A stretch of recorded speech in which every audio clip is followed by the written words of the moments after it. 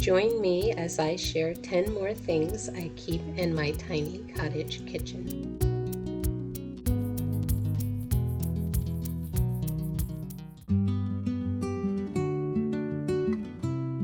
Last year I shared 10 of the staples I keep in my kitchen, so I thought I'd share 10 more. First on the list is raw milk. I started buying raw milk a couple of years ago after learning about it and discovering that I could buy it locally. I've been on a journey of switching to foods that are in their more natural forms, and I wanted to challenge myself to overcome the stigma about drinking raw milk. I think that in life, many times we tend to fear the unknown, so I tried it and I've been drinking it ever since. I mostly have it with my breakfast oats, and I've also used it in smoothies. It's pretty expensive, so I don't cook with it, and I still buy pasteurized milk to use in my heated recipes. Second on the list is yogurt. I started buying plain yogurt for the probiotics to help manage candida symptoms. I'll often have it with my homemade granola or in smoothies, and also in place of sour cream on top of my chili. Next on the list is cheese. I keep a variety of different cheeses on hand for everyday snacks and recipes. I know that children usually eat string cheese, but it makes for a quick grab-and-go protein, and I also sometimes use them to make quick individual-sized pizzas with my sourdough starter. I also like the herbed feta cheese from Trader Joe's, and I usually also have block cheddar cheese to use in my recipes. The next staple in my kitchen is homemade quinine or tonic water. It's made from boiled grapefruit and lemon peels, though I use a recipe that uses the entire fruit, and it keeps in the refrigerator for several days, though I usually make a large batch and freeze it in ice cube trays so that I can have some on hand whenever I need it. It's great for boosting the immune system to help fight bacteria and viruses, and I usually take a 2-ounce shot or a couple of defrosted ice cubes in the morning and in the evening whenever I come down with something. Sometimes when I have excess fruit, I'll cut it up and put it in bags in the freezer so that it's ready to cook whenever I run out of the ice cubes. Sometimes I also freeze and reuse the mixture for a second batch. And similarly, the fifth thing I keep in my kitchen is ingredients for orange peel tea. There's an orange tree outside of my apartment building, so I'm usually able to use the oranges for orange peel tea. It's made from boiled orange peels, ginger, rosemary, and a decaffeinated tea bag, which makes it high in vitamin C and antioxidants.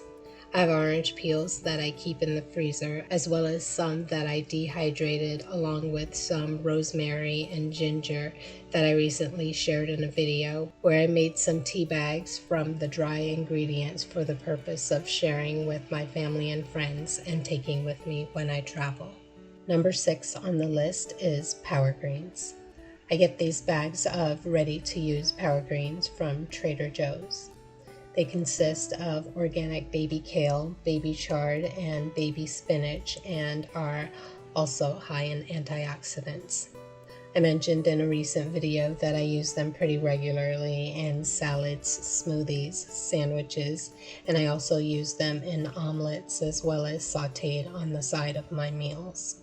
I usually buy a couple of bags and put them in the vegetable crisper unless I'm taking too long to eat them, in which case I'll transfer them to the freezer.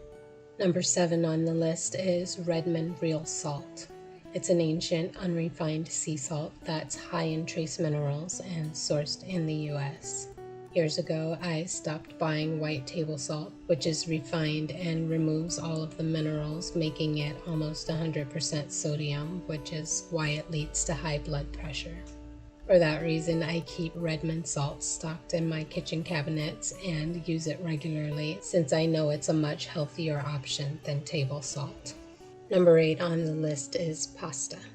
Pasta is one of my go-to meal options when I need to make something quick and convenient, but it's also one of my favorite things to eat. So much so that I have it on my counter as well as a backup supply in the cabinet. I usually eat whole wheat pasta except on Thanksgiving when I use a spiral cavatappi for my baked macaroni and cheese, and recently I've been buying sourdough pasta as well as einkorn pasta. Next on the list is ground beef. I keep ground beef stocked in my freezer because, as I've mentioned before, I use it for chili, which is a regular in my kitchen, but I like to make hamburgers and meatballs, and during the cooler months, I like to use it for meatloaf and shepherd's pie. I used to buy the organic grass-fed ground beef at Trader Joe's, but now I get a little bit of a better deal on a 3-pack for $20 at Ralph's. And last but not least of things I keep in my kitchen is homemade broth. I started saving my bones from chicken and turkey on Thanksgiving to make my own broth, and I've been using it to make my own gravy and soup, and I also use it to flavor pastas and rice.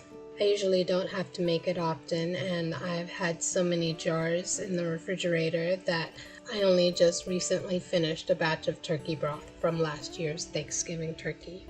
And even though I usually don't use nearly as much as I make, I've saved myself a decent amount of money and many trips to the store by making broth at home. Anyway, that concludes part 2 of 10 things I keep in my tiny cottage kitchen.